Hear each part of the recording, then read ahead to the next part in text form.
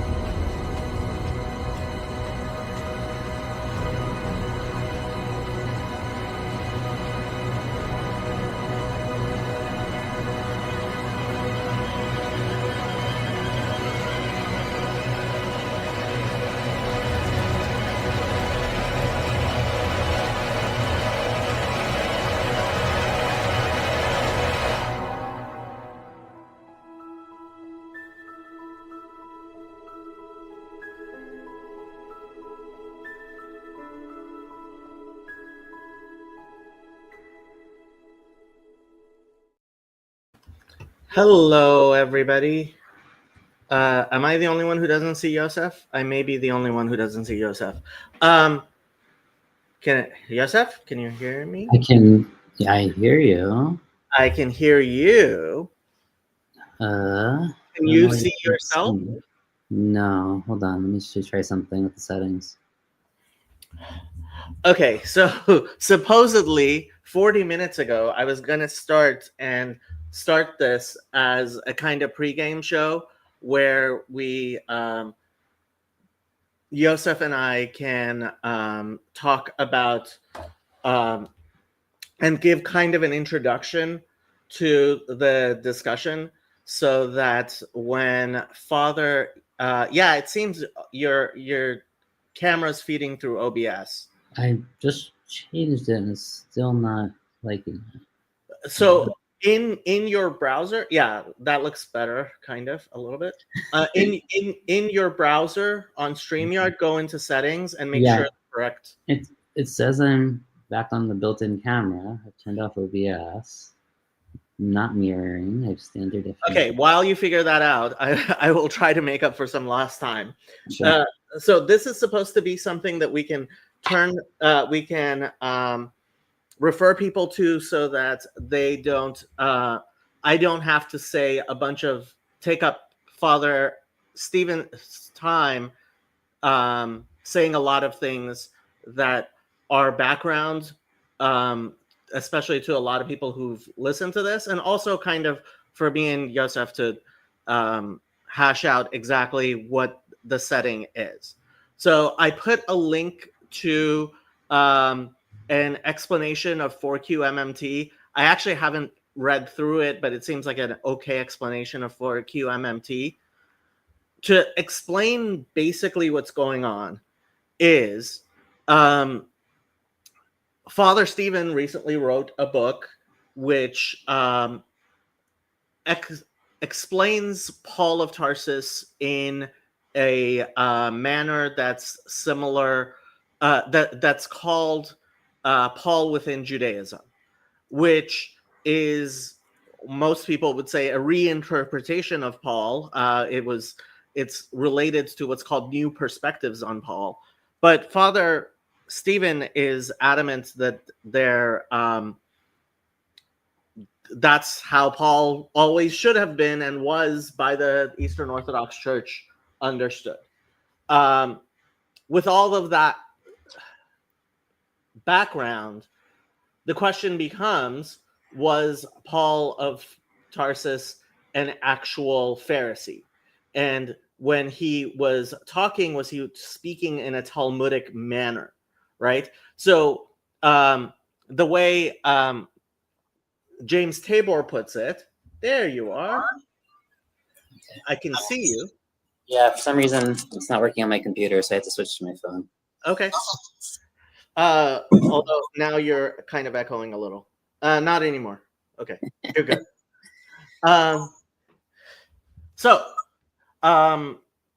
The basic, the question of Romans 7 is not necessarily 100%.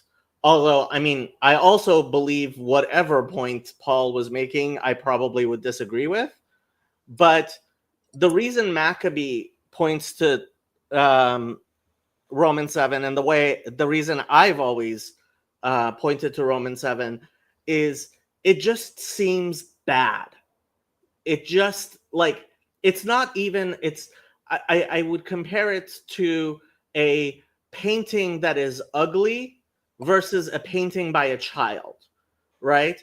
So somebody can make an ugly painting, but it's still like a painting by a painter who's painting something, whereas you get a 5-year-old with their crayons and it's obvious that this is not a person who has any artistic capacity. And that's always been my objection to Romans 7. That's Maccabee's objection to Romans 7.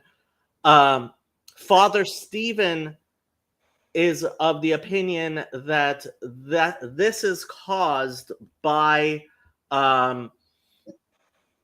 the Protestants trying to translate the Paul to be saying things he disagrees with. And so he thinks that with the original Greek rightly explicated, that we wouldn't think that this is an amateur. Like, I mean, I could read my magnum opus, the description I wrote to the video. I don't know how much you liked it, but to me, Romans 7 seems to be an obvious blunder. What do you think, Yosef? Well, it depends on what we're comparing it with in some ways. I've been looking at this over the past week, his translation, as well as a few different sources that I pulled up that seem reasonably good and at least try to have some idea of the Jewish context of all this. It's not necessarily Paul within Judaism sources, but something. The chapter's, it's a hard chapter. It's certainly, especially the beginning. Part of the problem, I think, is we're going to try to make this coherent or systematic. Well, Jules is asking for you to do what you're doing, but yes. Before you do, let me give you my key for recognizing Paul doesn't know what he's talking about. Just think for yourself he talks about an analogy of a wife, a first husband, and a second husband. Who's the wife? Who's the first husband? Who's the second husband? Whatever way you assign those three, if you keep them consistent all the way through whatever his analogy is, you will land at blasphemy. But go ahead. Right. So I want to talk about coherence, and I also want to talk about the setting and how different people read this. So I've read multiple approaches to this text, and it is really not agreed upon who his audience is, and whose audience is will matter a lot to the coherence of the text. So there's actually a pretty big debate whether his audience is primarily Jewish, primarily Gentile, or mix, and specifically Romans 7, whether it's actually addressed to a Jewish audience, even though it starts with brothers. I'm talking to you that know the law or the know most of the Torah. Well, except it's not actually that clear. It's not. Yes, Christians, whenever they run up against the fact that Paul was a con man, will, I have heard these elaborate, I heard an elaborate explanation of Romans 7 that involves sota and the prohibition of a remarried woman, a divorced woman who marries another man who gets divorced, going back to her first husband. Yes, how elaborate can you get? Because he's using language. Hold on, Jacob. Hold on. I understand it's elaborate. Hold a second, though. Because he does use language here. He uses language from that seems to parallel a lot of different sources. One of the sources he's using language from is from the image in Jeremiah, in the LXX version. Obviously, we're comparing the Greek, where Jeremiah is talking about Israel as being a woman who's left God, and God is, taking her back anyway, right? And he is using that language, which would be very fitting, to be fair, right? That would be the appropriate language here. That wouldn't surprise me. He also is using language from Philo, and potentially there's parallels. Epictetus is a Stoic philosopher of the Greeks who's a little bit younger than Paul. He seems to be using very similar language. Now, Epictetus probably was reading Paul and reacting to him because he's a little bit younger, it's possible. And so not likely that Paul would have had him. But there does seem to be something going on here with current debates in Greek philosophy that we're also missing a layer of, right? Because I want to read it as a Jewish, text.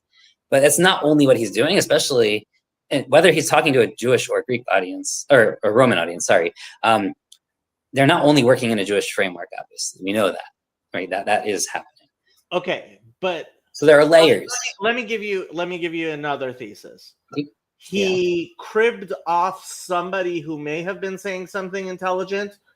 He got it all wrong, and that's why it's so confused. Potentially. Potentially.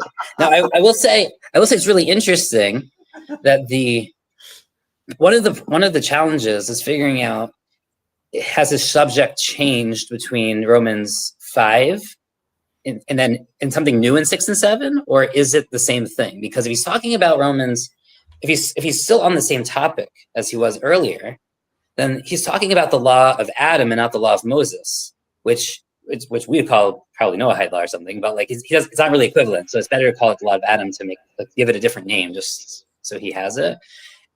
And that's a problem, right? Because if we're depending on which law, and this is the problem I'm going to say. He uses this word, and this is what I want to challenge Father Stephen on, right? So Father Stephen, in his translation, which I know most of you haven't seen, he's going to Paul uses this word nomos over and over and over again. Nomos means law. Yeah. Sometimes he uses that with like a preposition, like the law, right? But usually he just uses law. And one of the big problems is he uses law at least 3, if not 4 different ways in Romans. Sometimes he means like God talking to Adam about or anybody about a private thing, and I made a rule specifically for you about do this, don't do this. Sometimes he uses nomos to mean natural law. Sometimes in that, which sort of differently corresponds with the law of Adam, but he also uses it, of course, to mean revealed law, i.e., either Torah or whatever, revelation. We can just capital R, revelation.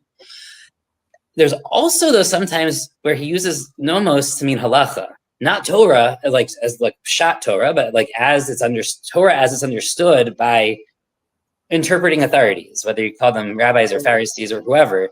He seems to have law in at least 3, if not 4 of these ways. And it's really hard to tell which one he's talking about. He often switches within a paragraph. He switches between them, which is really weird. So it's not really weird. 2 Peter 3, 15 through 17. An account that long suffering of our Lord is salvation, even as our beloved brother Paul, also according to the wisdom given unto him, hath written unto you. And also in all his epistles, speaking in them of these things, in which are some things hard to understood, which that are learned and unstable rest, as they do also the other scriptures, unto their own destruction.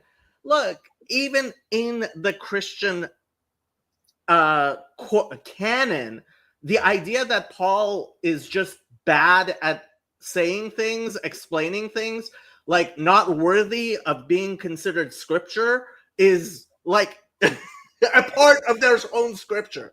I think he's self-aware to some degree of that, because in the middle of Romans 7, he's afraid that his audience will think the Torah is sinful, right? He says that, right? Are we saying the Torah or whatever, the law, whatever? This actually here he uses capital T, like the law, so it's probably like Torah, law of Moses, revelation. But so that one I'm comfortable with saying is probably the Torah. But like, are we saying the Torah is, or whatever, God's law is sinful? And he has to say, of course not, because he's realizing that he may have lost his audience, right? That he's said it 5 times. He's equated law with sin, and some of those times he said the law. So he has to now. I think he's self-aware to some degree that he has to differentiate, because he's got himself in a little bit of a problem. Yeah, so I actually did pull up Father Stephen's translation if we want to read through it. I don't know. I don't know if I want to read through it for this point, because I don't have a massive amount of time. Maybe we'll read it when he does his stream with us. You leave.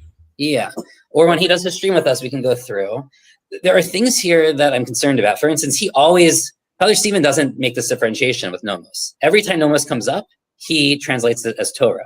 Whether it has a the in front of it or not, he puts a the in front of it, which is not in the Greek, which to me is already like a concern, because I'm not so clear. Like, for instance, I had a friend send me a copy of the Jewish annotated New Testament, which is an interesting source. It's obviously not mostly by Orthodox Jews. It's a joint commentary by a committee of Jews on the New Testament who have Second Temple chops, either academically or otherwise. Most of them are not observant. They say this is super confusing too. I mean, they agree with you, like this, like the analogy especially makes no sense. Like, how do you track it? But they think that it's mostly a Gentile audience. And he's talking to the few Jews in that audience, saying, when you explain to the other people around you, like, this is how you should explain it, the Adamic law, not the Mosaic law. Like that he frees them from Adam, from the law of sin in Adam. So the law of sin is specifically associated with Adam earlier in Romans. So if they want to go that way. I've seen a very different argument from an interesting source that Sandy happened to post from Messianic Jews. Messianic Jews who are reading this text totally differently. And they say, this doesn't actually save you from the law at all. You have to keep the law. This isn't saving you from the law. This is only saving you from the klalot, from the curses of the law. And they actually make an interesting case for that, where Jesus saves you from the klalot and in some way, and basically exempts you from either karet or whatever, capital punishment, mita. And which is a very, very different way to read this text, but it's arguably works in the Greek, but it doesn't work in this translation at all, which is where it gets funky. Well, I mean, first of all, how's your Greek? My Greek is very, I have very basic Greek, and it's nothing modern. Like my Greek is entirely from learning ancient stuff, and I have some very basic Greek. I can make my way through some texts with a little bit of help here and there. So it's no, I mean, I can't, like if one of the things I would love to talk to him about, for instance, is being sold to sin or under sin or whatever. I don't know, how did he translate it? Sin is my life. Sin is working within me. I was sold as a slave to sin. That's how he translates it. That phrase in the LXX is always used to translate not machar, not mocher, to be sold, but to hitmaker, to sell yourself. But the Greek, for some reason, doesn't have the reflexive. It only has it has it in passive, and that's something I would love to talk about, because that would be a very important theological point for someone who's like reformed. Is if this text is reflexive versus passive is very different. If you have the power to sell yourself to Hebrew. Well, the LXX is translating the Hebrew, but it doesn't, at least here, and it's pretty consistent, which is weird because of course it does this. You're saying that text is originally in Jeremiah? No, so Hitmaker occurs in multiple times in Malachim, and then at least once or twice in Devarim. And even though those have different translators, right? We know those are not translated by the same people. They seem to consistently translate hitmaker, which is a reflexive verb to sell oneself. Right. And they hear specifically to sell oneself to idolatry or to sin, in these examples, not just all, like hitmaker occurs a couple of times, but it specifically comes up in the sense of Achav selling himself into sin to do evil or whatever. Hitmakartem lara, or hitmakartem it's also used to sell oneself into idolatry. Which is, we can talk about, there's probably some interesting kind of, we can talk about how this might be related to hardening of the heart and free will and all these other types of things. But the LXX already has made a translational choice to not call it reflexive but passive, which is it's very, very rare for that. So he may be actually quoting from the Septuagint of those verses? Yes. Well, he's using the exact phrase. It's a two-word phrase, which we could argue whether that's like common enough that it's not really a quote, or whether it's like specific to the Septuagint, but it does seem to at least be taking from the Septuagint on what one word in Hebrew, hitmaker. It's weird. It's interesting. But I think all of this puts him outside of actually talking to a Jewish audience. That's right, which is why it might, well, hold on. It could be a Jewish audience that only knows the LXX text, right? So I don't know in Rome if it's like Alexandria, where their primary text is the Greek, or whether the primary text is the Hebrew. And that's challenging, right? We don't know what the Roman community was like. It's more likely that they were using a Greek text, or at least some of them were. Hard to tell. It's also interesting, the Messianic Jews pointed this out. So the Messianic Jews want to argue that this is not, as I said, they're freeing them from the klalot, but they understand nomos at the top, that these are the brothers who know halacha. They don't want to translate that as Torah, which is also interesting. Because they say this is not pshat, right? Like the idea that a woman is freed from the contract, and like this is in the Mishnah, but it's not it's not an explicit verse in the Torah. You need logic to get this out. So they actually want to say this is halacha, which is also an interesting move. I may or may not agree with that. Is Paul talking about the halacha of a contract's end? Because the first thing I think of when I read this is Eshet Eliyahu. right? There's this thing, the wife of Elijah. There's a question whether she can remarry or not, because whether he's properly dead because he ascended, he didn't die, and whether she's free to remarry. This is a real question that is asked in the medieval response to the rabbis. Yeah. It also comes up a little bit with the people that get resuscitated, right? The boys that get resuscitated by Elisha and Eliyahu. Also, like, would they, if they had been older and married, or if they'd been under contract, whatever, like, have they have been freed is like a whole question. It turns out, I mean, the rule is no. Like, if someone dies and they're like, their heart stops or whatever in the hospital and they're resuscitated with CPR, or even if their brain stops temporarily, but it comes back online, they are considered never to really have died. Like, they're not free from their marriages, like whatever, like from a practical law, like halachic purpose. I never even considered it, but it isn't.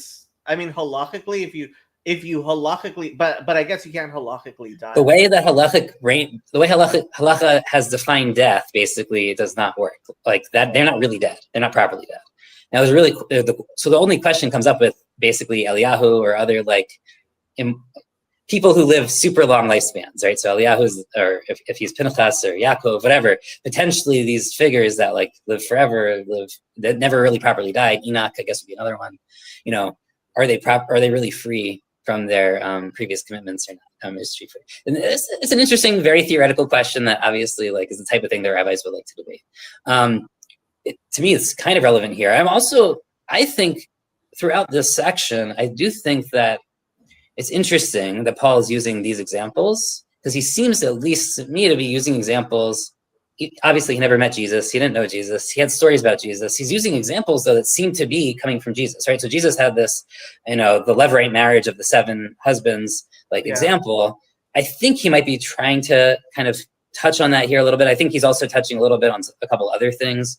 The covetedness, right? So like that being this major sin that Jesus talks about in the Sermon on the Mount. It's maybe. So I have an idea.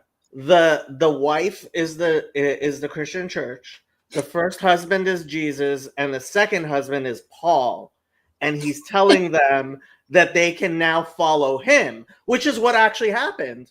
We ended up with Pauline Christianity. That's true. I don't think it works because he calls it the nomos, and Jesus never called the nomos. He's only ever called the logos, right? But I hear you. That's an interesting suggestion. I do think there are a couple things. There are a couple weird things, right? Like, so it's not that Jesus dies for you here. That's one way to read it. But if you read it in context, it seems that you have to die during baptism. Like, right. You have to die with Jesus in order to be free. Like, he doesn't die for you. So that was something that always bothered me, is like, if you die, like if someone else dies, I'm not freed from my obligations. Like, that's not how this works. So there is something here about this element of you actually have to die. Jules says, does this have to be a perfect system for Jewish people to do metaphors in scripture have to be all encompassing system? Well, it's not all encompassing. The problem with this is that they just have to make some sense. There has to be a mapping, right? And there's not a clear mapping here of which of the two things are. I agree with Jacob on that. It's a weird metaphor. Also, it doesn't. One of the problems is the Torah is not a single covenant, and it has elements that don't die with right? Like, when I die, it doesn't free my children of keeping the Torah. And when the forefathers die, like, there's this idea of the covenants and the merit of the forefathers, but you don't get freed from the covenant of Abraham, which is a different type of covenant, by the way. It's not a marriage covenant in the way that Sinai perhaps is. You don't get freed from those. So there's multiple covenants, and Paul doesn't seem to have that concept.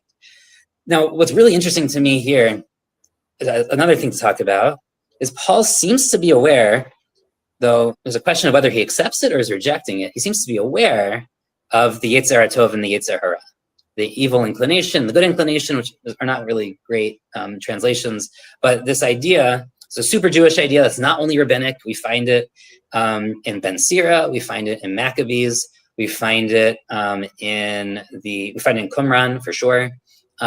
It seems, and even the Sadducees are quoted as having this idea. So like, it's pretty confident that Jews across the different sects believed that you have two formative drives. That's how I like to translate Yetzer, formative drives. You have a formative drive that is pushing you toward God and God's will. That's the Yetzer Tov, and the Yetzer Hara, which is the formative drive that is egoic and pushing you toward your personal desires, which Paul obviously is mapping to the drive towards sin or flesh and whatever. He has a bunch of metaphors toward that, right?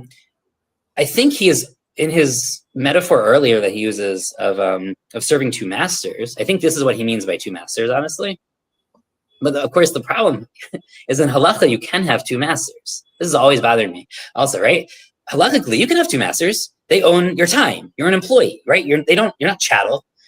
They own your time. You work for one every other day. You work for the other every other day, 6 days a week, 3 and 3. And then on Shabbos, you rest, right? That is the halacha. And we have an entire book about how masters share this. The only time that doesn't work is if one of them frees you. If one of the masters frees you, then it forces the other master to free you, because you can't be half free and half slave. That leads to like a lot of problems. That's a rabbinic law, though. That's not a Torah law. Okay, so sometimes, hold on. Sometimes I wonder if that's what Paul's doing. If Paul is saying in his very stretched and improperly done metaphor, if he's trying to say that, hey, Jesus has freed you from the Yetzer Hara, and that forces you to also be free from from essentially Torah from the second master. Now you're free, fully free to follow Jesus. It's a very weird and stretched metaphor. I don't necessarily think it doesn't work though.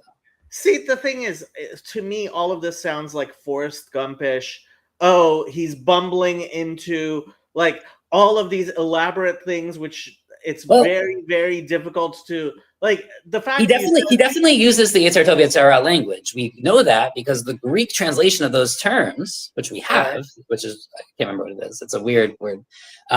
He uses here or somewhere in Romans, and he seems to be aware and using that idea now. This idea may not be from the Jewish side.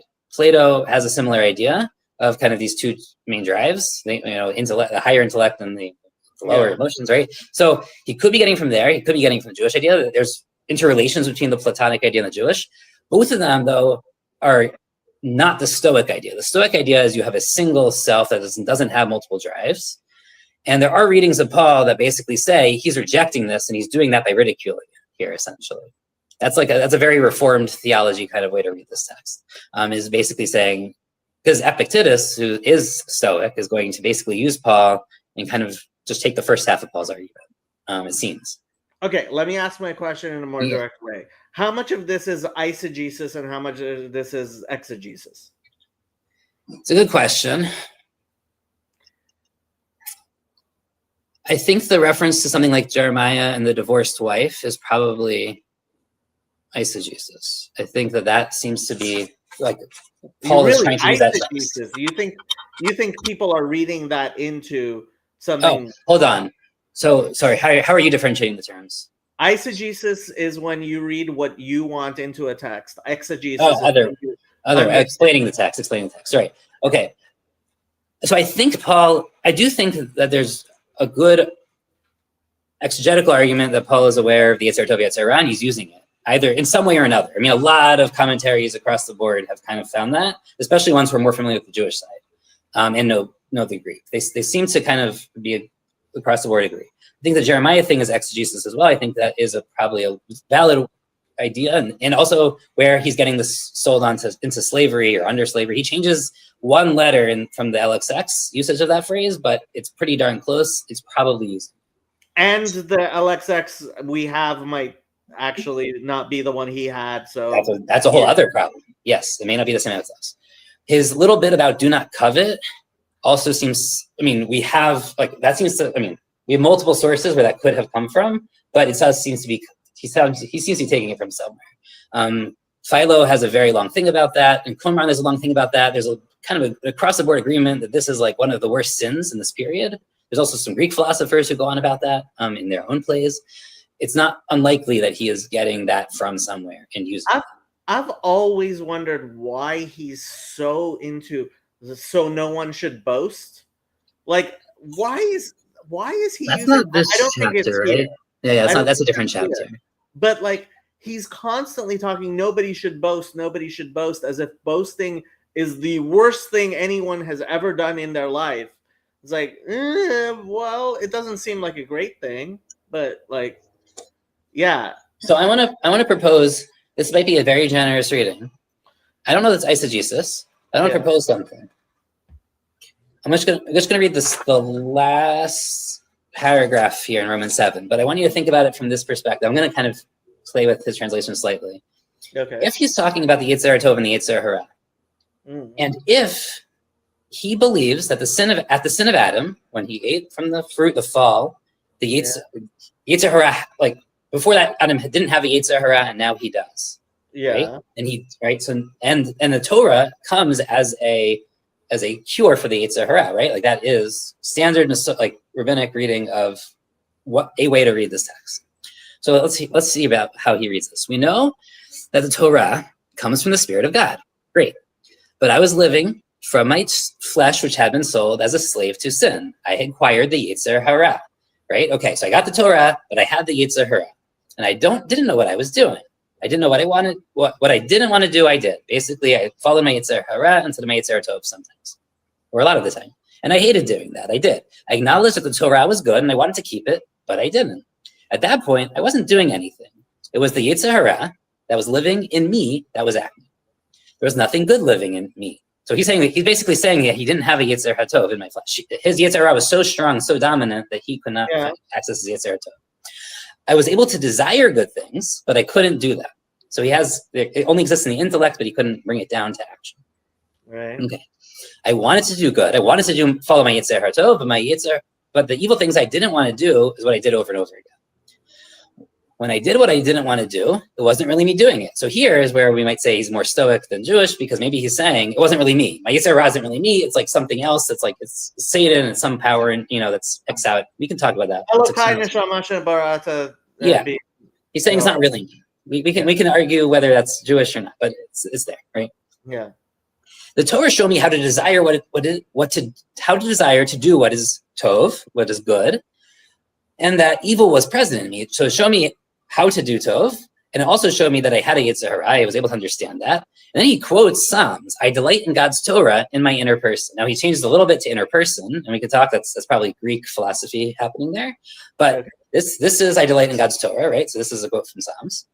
But I saw another principle working in my body, warring against the Torah in my mind. So another principle, the Yetzer Hara was in my body, warring against the Torah, making me captive to itself, to the principle of sin, to the Yetzer Hara. I was a wretched man, who could set me free from my dead body, dead flesh, but he doesn't. Dead is funny here. We can talk about it. It could be Ruach HaMavet. It could be right, exactly. That's exactly the way to translate it. Thank God, I was set free by Jesus, the Messiah, our Lord. With my mind, I serve the Torah of God, but with my flesh, the principles of sin. So one way, it says generous reading, but it's not actually crazy at all, is if you replace sin and principle of sin and law of sin here with the Yetzer Hara, this is a guy who's struggling, who can't access he knows of his Yetzer Tov and Yetzer Hara, but he can't access his Yetzer HaTov with Torah alone. He's saying Torah, now this is obviously a problem, right? He's saying Torah is insufficient for me to make this, because Torah gives me a choice. My choice is between the good and the bad, right? It says between life and death, between good and bad, right? Deuteronomy, famous. You have the power to choose what the Torah says. And he's basically potentially saying, I didn't feel like I had the power to choose. Without Jesus, I could not access my Yetzer Tov. Now we can talk about how that parallels the rabbinic idea of without Torah, people really struggle with accessing their Yetzer Tov, with accessing their Ruach Elokit. All of that is really cute, and the second half of chapter 7, I'm not a huge I actually like what it says a lot of time, right? But Paul, it very clearly says pre-game show. It's next Tuesday. That's the game show. I'm only on for 5 more minutes. Yeah. But first of all, you have what is the connection with the totally bad part of the first part of Romans 7? And second, how is this the same guy who's like, as a Pharisee, I was flawless. I'm a Pharisee of Pharisees. But all of that is garbage. Like it's completely non. Well, now we have to talk about how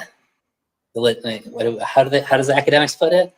Right, these Romans, along with like what four others, right? Galatians and are the valid or the real text of Paul. Yeah. We can talk about whether it's consistent with other things like Acts, right? I don't think it is. I don't think Paul's anything. Well, how Acts got written is a whole other argument. And I'm sure we could talk about that with Father Stephen. We have before. I don't know if there's much to say there new. I mean, that's Father Stephen's argument, is that he was a Pharisee of Pharisees and always a Pharisee. I know. We've come to an impasse, I think, on that point. I think here one could read him as being aware of the Yetzer Tov Yetzer Hara argument. That doesn't make him a Pharisee, as I said. All the sects basically believe in that idea. Even Qumran even use the term Yetzer for them. Like, it's not even that crazy that they use that same language. Not just they have the idea.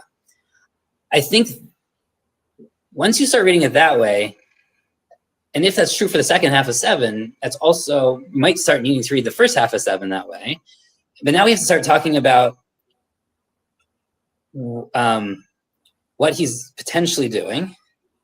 There's multiple things he's potentially doing. One thing he's certainly doing is saying the Torah is insufficient. It doesn't basically give me enough power in my Yetzer HaTov to overcome my Yetzer Hara. I need something else that's more powerful, right? He's saying it's insufficient. He's using very similar ideas that we find in the rabbinic corpus, not with Torah, but with, hey, people as they were created were insufficient, and Torah came in order to educate them and free and fully, right? So there is a potential, like, that's not necessarily a Pharisaic argument. It doesn't prove he's a Pharisee of Pharisees, but there is something there, right? That he's paralleling. The other part here that's going on, potentially, and this gets into what the Messianic Jews brought up, is if you read across the rest of Romans and other parts of the authentic letters of Paul, he is going to talk about how Jesus frees you. I can't remember what the language is, and I only have like 2 minutes left, but we can talk about it later. Basically, he frees you from condemnation, right? And they read that as freeing you from the klalot. So not from the law, but from the klalot of the law, which is somewhat similar to how Makot understands how Makot free you from Mita. That's and no one else will understand what I'm saying except for you and maybe like one other person watching this. But there are some interesting parallels here that might be worth paying attention to. But all of them basically point to the fact of, or to the same idea of, even if these are happening in other parts of Judaism, Paul's making a claim that supersedes those, right? He's saying that's right. Okay, before Torah's not enough. We need Jesus. And let's do a Bayesian analysis, right? So what first hypothesis? Yes, Paul didn't actually know anything. Mm-hmm. He was just a con man, and this is a confused text that we should recognize somebody who didn't know what he was doing composed. Yes. Second hypothesis, Paul actually was a Pharisee. He was saying Jewish stuff, but that's the authentic Paul. And then like Acts and all the rest of Christianity came and rewrote him the way they did Jesus. Third hypothesis is Father Stephen's hypothesis, which is Paul was a Pharisee and this isn't garbage. Fourth is the Martin Luther thing, which is not only is all of Pharisaic Judaism garbage, Paul was asserting that Moses was a bad person. I would add one, or maybe I'd make an A and B part, which is there's a difference between, and this is what I talked about with Father Stephen last time I talked to him, I think, or 2 times ago when we had that long conversation, was there's a difference between saying Paul is a Pharisee, i.e. he believes in the resurrection of the dead, the Messiah, the full Tanakh, and that the soul survives after death. That's right. That is like cultural Pharisaism. And he has some, he went to synagogue as a kid, and he hears the text in Greek. Probably, it's really hard to say that he heard it in Hebrew. I can't Essentially, even imagine he had that much, Jewish education. But there's that, right? There's that level of Pharisee, and then there's Pharisee as in student of Gamliel, not just a Pharisee, but a proper rabbinic scribe. You know, you can use whatever term you want there. Those are very different places. So I'd split. I think it was your second one, saying that he was a Pharisee, but we only really know him from his like the true, authentic letters of Paul. Yeah, we can split that into A and B, which is he's a Pharisee in like this minimal sense versus maximal sense. He was a cultural Pharisee, and then Acts comes and rewrites him. Or he was truly a Pharisee, and okay. Yeah, or there's a middle position where he like drops. He's a dropout of rabbinical school, you know. Okay. So we're at 6.5 positions. Yes. I still assign about an 80% likelihood to him just not knowing what he was talking about and just being a blustering idiot. Yeah, I'm not with you on that. I'm probably. I mean, I'm also not with Father Stephen. Like the reason I'm putting that nuance, and I made that nuance on your second hypothesis, is because I think he's probably between A and B, like 2A and 2B. You think he was a cultural Pharisee? Occasionally, he brings an argument. We've had to talk about this once. Occasionally he brings an argument that actually requires knowledge of a rabbinic text, like a truly rabbinic like debate text. Yeah, it's really rare. Most of his stuff now, he's also not talking to an audience that would appreciate that, probably, to be fair. And so I hear that. So I think like for odds, I would give him the minimalist Pharisee interpretation. I probably would give like 60%. Really? And I would probably give the maximalist one. I'm not going to totally discount it, but I'm going to say it's like under 5%. But I think there is. I don't want to say it's entirely implausible. But I won't say it across. But I won't say it across. I won't say it across everything. I'll just say it for his authentic life. So you're totally dismissing the idea that he was just a con man who was pretending and said a bunch of stuff. And I think it depends on what you mean by pretending. I think he's definitely he still has some grasp of biblical material. There's no question. Now, how he got that, how he's getting access, going into synagogues, he only seems to have access to the Greek. Have you never heard of it? Like, I hate to say this, but in Jewish communities, you get them who come in, they're all dressed, they're asking for money, and you can tell that they heard one drush on YouTube, and here they are. I don't think he's doing that hard enough, if that's the case, right? Like he's making, if I was to do that and like go in how I dress into like a Haredi shul, they would immediately know that something was off. Like I wouldn't even have to open my mouth, right? Like I don't know that he's going and trying to convince. Like I don't think he's not dressing up enough as a. I'm not convinced. I don't think it's a con.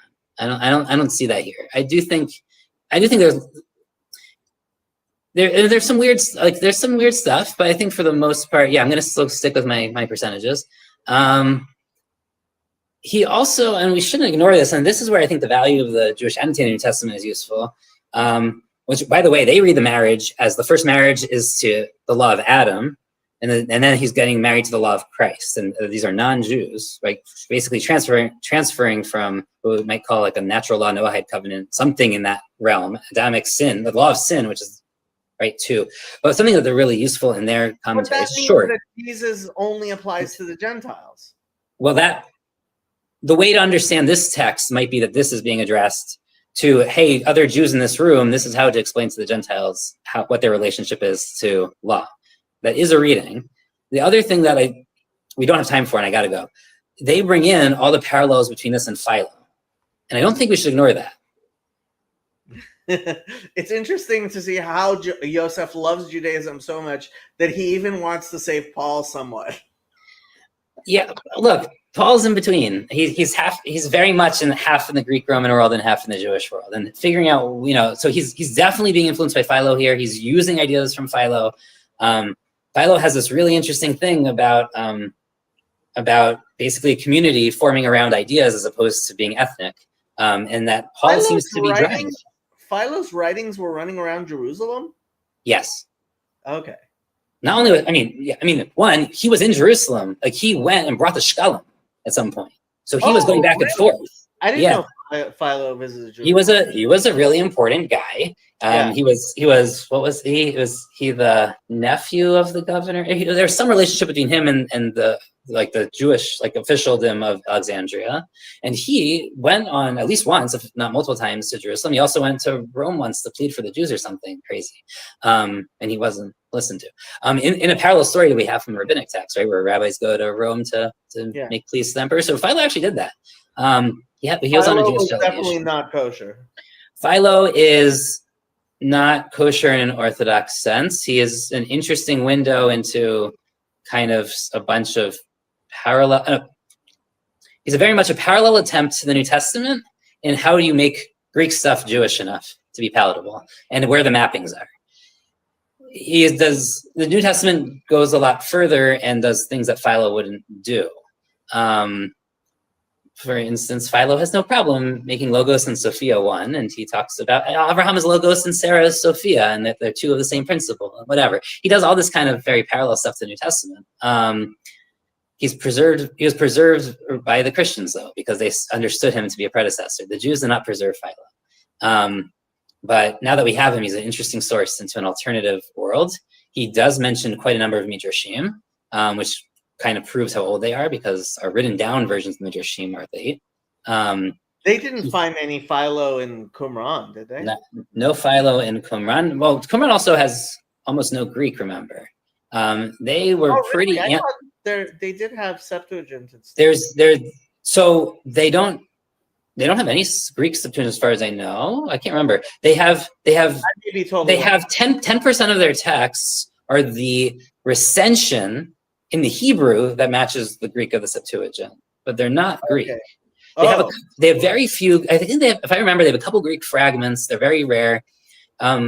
There's a whole supposition that Qumran was actually so anti-Greek that they didn't really collect the Greek texts. And if you look, that's why they stress their own dialect of Hebrew so much.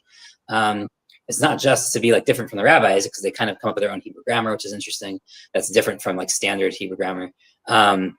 But they also seem to have some pretty anti-Greek stuff. And that could be because they're so anti-Hasmonean, right? Because there's a whole bunch of politics going on in Qumran. You have to understand, tease apart here. Anyway, I really got to go. I've stayed an extra 10 minutes. This was a fun pre-game. I know I talked a lot. I didn't look at most of the comments. I will go back and look at them at some point. Cool, but this was fun. This should lay some of the groundwork. Father Stephen, if he gets a chance to watch this, at least we'll kind of anticipate some of what we'll talk about. Yeah, okay, go away. Yeah. We'll talk later. Awesome. Okay, so let me actually read Father Stephen's translation. So, brothers, and now I am talking to those of you who know the Torah. Are you not aware that the Torah governs a person during the time that they are alive? A married woman is bound by the Torah to her living husband. If her husband dies, she's freed from the Torah's commandments regarding marriage. If her husband is alive, she is an adulteress if she is with another man. If her husband dies, she is free from the Torah's commandments on marriage, and if not an adulteress, and is not an adulteress, if she marries another man. Okay, so far so good. Okay, this is the analogy. Now the question becomes, who's the married woman? Who's the first husband? Who's the second husband? My brothers, in the same way, through the body of the Messiah, you have died. So you're the one dying. So you're the second husband with respect to the commandments of the Torah. You belong to the Messiah who has been raised from the dead so that you would live a life pleasing to God. While we were living our old lives, the sinful passions that we knew about through the Torah worked through us to bring about the result of death. Now we have been set free from the sins we committed under the Torah. See, I was wondering if he was going to talk about the whole thing of Moses breaking. I did not expect the Jeremiah reference. I actually expected possibly the Ten Commandments, breaking the first tablets reference, because that in a way, like, annulling the marriage, but like, again, it's not in the text. Like, I have seen so many people, like I said before, somebody came up with a whole thing of like sota and getting remarried and da da da da da da, and it's like, oh my God, like nobody would have ever understood this. And Paul himself probably, like, even if you argue that Paul knew all of the stuff you're saying and meant all of the stuff he was saying, it's nowhere in the text. And where are you saying it? Okay, I am not gonna. I do have to go. I will finish reading this, and if people want to, who have serious engagement, want to jump on, they can. But yeah, I'm not going to be doing this long. Where were we? Now we have been set free from the sins we committed under the Torah. We died to those sins that bound us so that we can serve God in a new life through the Spirit, not in the old way, according to identifying sins and trespasses through the Torah. Are we saying that the Torah is sinful? Of course not. Like, I don't even understand what you're saying, much less misunderstanding it. I wouldn't have known what sin was if not for the Torah. I wouldn't have known what covetousness was if I had not read, do not covet. Sin used this commandment as a way to cause all kinds of covetousness in me, which is like, what are you even talking about? Without the, where were we? This is the second thing. Without the Torah, sin is dead. I was alive once without the Torah. Once I knew the commandments, sin came to life in me and I died. The commandment was meant to bring life, and that was meant to bring life ended up bringing me death. Like, how were you alive without the Torah? Like, what are you even saying? Sin in my life used this commandment to trick me and then to kill me. The Torah is holy and the commandments are holy and right and good. Did something good become death for me? Of course not. What is he saying? But sin was working death in me, and the Torah, which is good, showed sin to be sin. Through learning the commandments, I became aware of how incredibly sinful I was.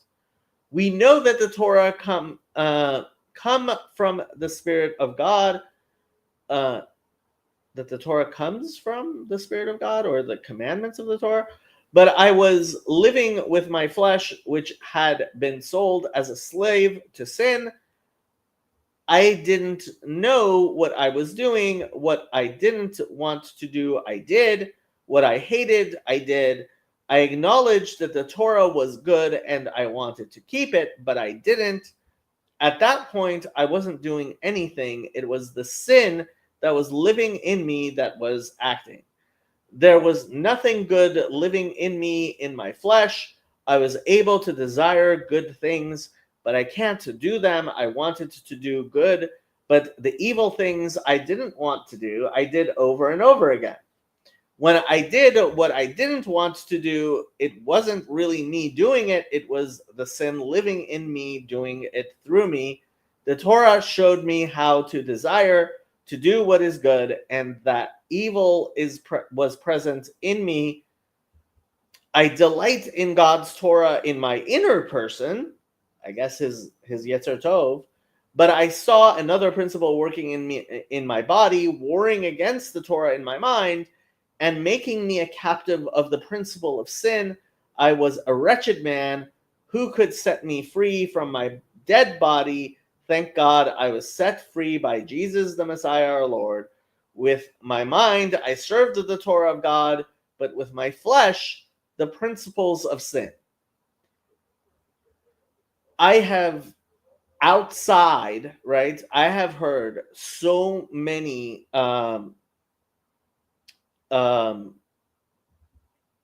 Torah as Sam Hamavet Chas v'Shalom, as the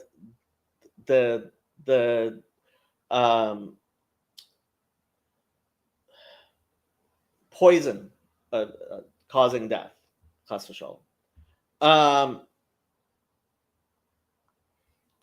Well, yeah, that part, I mean, that part's understandable, right? Like, the rest, like, people will give me these elaborate explanations, which are very cute, but, like, there doesn't seem to be any sort of, like, rhyme or reason, like, that Paul would say the words that he did in trying to explain what these people are trying to read into it. And that's why I call it eisegesis, right? Like, when you try to understand what Paul himself was saying, it just seems like a lot of garbage. Sorry.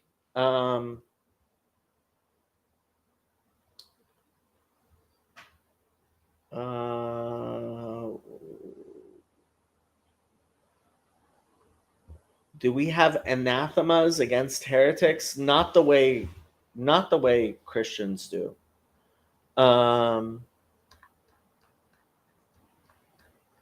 Okay, I think I'm gonna leave this at that. This wasn't the best of streams, sorry. But yeah.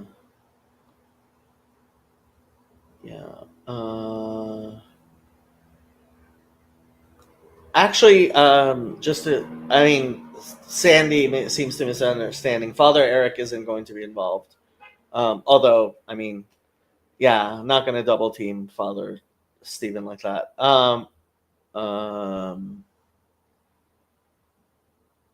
Sorry, I was busy. I'm still busy. I should be doing stuff. Okay, there's a lot of people watching. Like, sorry, people.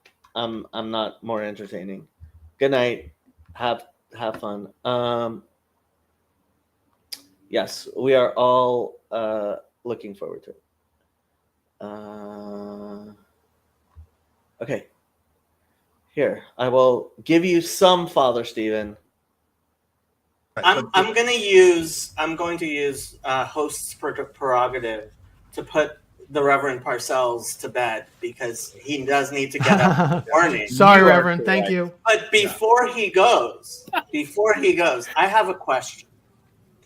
Let's say, God forbid, that I were to burn somebody at the stake for not being a Trinitarian.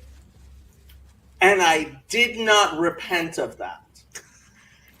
Is that a salvation issue?